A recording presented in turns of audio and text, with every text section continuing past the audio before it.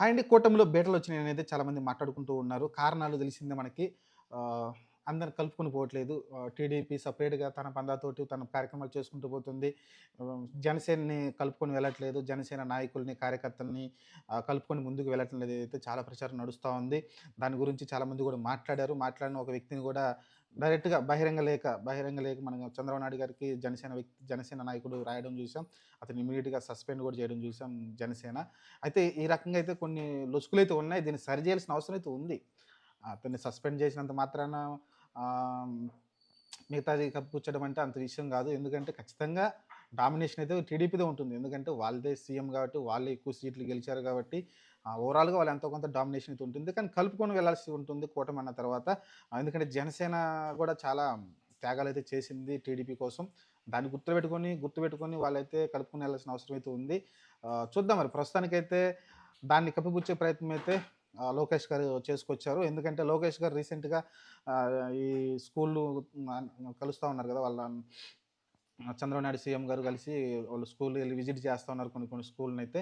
ఆ టైంలో ఆయన మాట్లాడిందేందంటే, మేము ఏదైతే పర్యావరణానికి సంబంధించి ఆయనే గదా! పర్యాటక రంగానికి సంబంధించి ఆయనే హ్మ్, మినిస్టర్‌గా ఉన్నారు పవన్ కళ్యాణ్ గారు. ఆయనైతే కోటి మొక్కలు అయితే ప్రకటించారు. కోటి మొక్కలు నాటాలనైతే.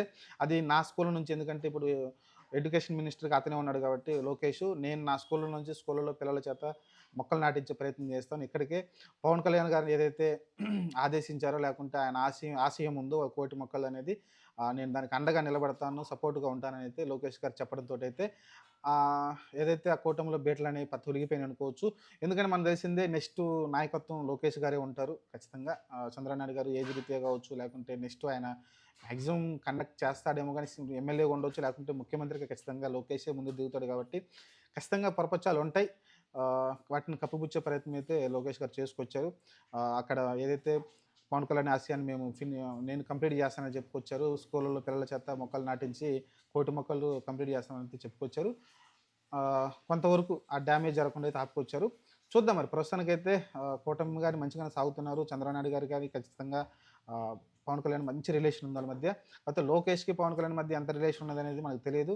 ప్రస్తుతం ఈయన ఈ మాట చెప్పిన దాన్ని బట్టి అర్థం చేసుకుంటే ఆహ్, మంచిగానే ఉన్నట్టయితే అనిపిస్తా ఉంది. చూద్దాం మరి ఫ్యూచర్ డిసైడ్ చేస్తుంది మనం కాదు. కానీ జన సైనికుల్లో చాలా అసహనం అయితే ఉంది. టీడీపీ వాళ్ళు డామినేషన్ చేస్తున్నారు. వాళ్ళు కొంచెం ఓవర్ చేస్తున్నారని అయితే మాట్లాడుతున్నారు. అలా మాట్లాడిన వాళ్ళని సస్పెండ్ చేస్తున్నారు. వాళ్ళని పక్కన పెడుతున్నారు జనసేన అధిష్టానం అయితే. మరి చూద్దాం మరి ఫ్యూచర్ ఏమవుతుందో.